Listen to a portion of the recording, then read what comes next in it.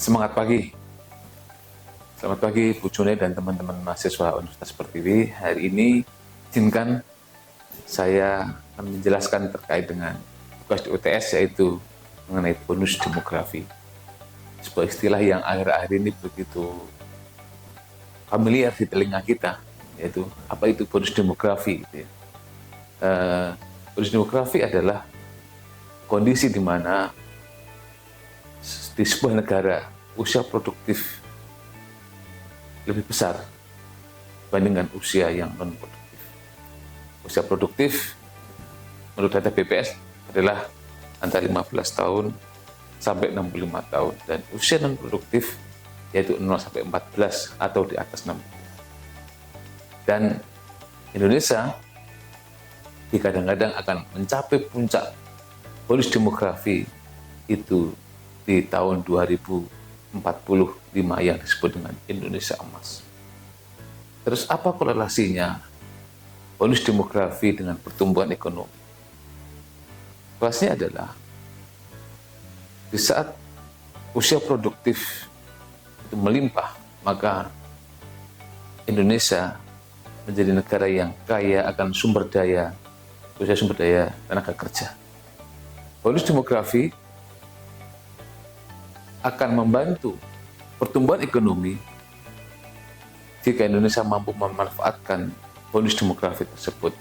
Yang pertama, Indonesia akan banyak sekali sumber daya manusia yang produktif, dan jika pemerintah mampu menyiapkan lapangan tenaga kerja, maka pasti akan muncul sumber ekonomi baru di Indonesia yang pada akhirnya akan berdampak pada peningkatan PDB Indonesia atau meningkatnya income per kapita Indonesia, yang pada akhirnya juga akan membantu pertumbuhan ekonomi.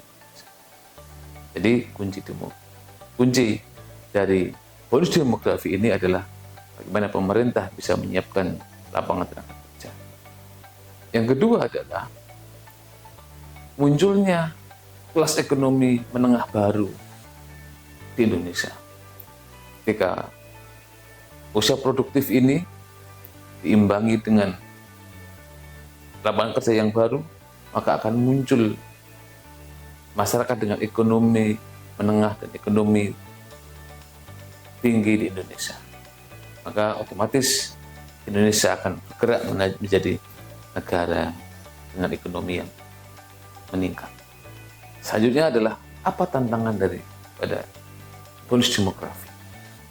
Tantangannya adalah ketika pemerintah tidak mampu menyiapkan lapangan pekerjaan, sementara di satu sisi begitu banyak tenaga kerja yang ada, maka pengangguran yang akan terjadi di Indonesia. Yang kedua, terkait dengan tantangan daripada bonus demografi. Saat ini ekonomi di Indonesia dan di dunia sedang dalam kondisi yang tidak mudah. Ya. Banyak sekali tantangan-tantangan baik dari sisi eksternal maupun internal Indonesia. Di sisi eksternal seperti kita ketahui, adanya perang tarif antara Amerika dan Cina yang secara tidak langsung berdampak pada Indonesia. Amerika menerapkan tarif yang tinggi, hampir 40% terkait dengan produk ekspor Indonesia ke Amerika, yang tentunya akan berdampak pada penurunan permintaan, yang pada akhirnya juga akan mempengaruhi produksi di Indonesia. Maka itu tantangan yang pertama terkait dengan ekonomi global. Tantangan yang kedua terkait dengan kondisi di Indonesia sendiri. Bagaimana kondisi di Indonesia saat ini? Investasi mulai menurun, banyak PHK di mana-mana. Jadi pembukaan lapangan kerja di Indonesia jadi tantangan terkait dengan bonus demografi. Dan yang ketiga tantangannya adalah kualitas sumber daya manusia di Indonesia. Seperti kita ketahui, saat ini lulusan SMK dan SMA adalah yang mendominasi angkatan kerja. Apakah lulusan ini sesuai dengan kebutuhan pasar tenaga kerja? Maka disitulah muncul tantangannya. Mampukah Indonesia menciptakan generasi-generasi yang unggul, yang itu berkolerasi dengan apa yang dibutuhkan di pasar tenaga kerja? Kalau sampai tidak, maka akan terjadi lagi-lagi pengangguran yang banyak di Indonesia, atau tingkat pengangguran yang akan tinggi di Indonesia. Maka kunci daripada Indonesia bisa menikmati bonus demografi ada di dua hal. Yang pertama, mampukah pemerintah menciptakan lapangan kerja baru dengan menarik investor ke Indonesia? Maka dibutuhkan mengenai kepastian hukum, perlindungan investasi, dan yang ketiga, insentif dari pemerintah terkait investasi tersebut. Kalau tiga hal ini bisa dijalankan, maka iklim investasi Indonesia akan menarik buat investor dan akan tercipta lapangan kerja baru di Indonesia. Yang kedua, upgrade skill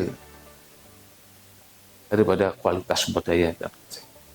Maka itulah kunci sukses Indonesia mampu memanfaatkan bonus demografi sehingga Indonesia emas 2045 yang digadang-gadang itu betul-betul bisa terwujud. Mungkin itu tujuannya mengenai penjelasan saya terkait dengan bonus demografi. Mohon koreksi dan arahannya. Semoga ini bermanfaat buat kita semua. Terima kasih. Tutup. Assalamualaikum warahmatullahi wabarakatuh. Semangat pagi.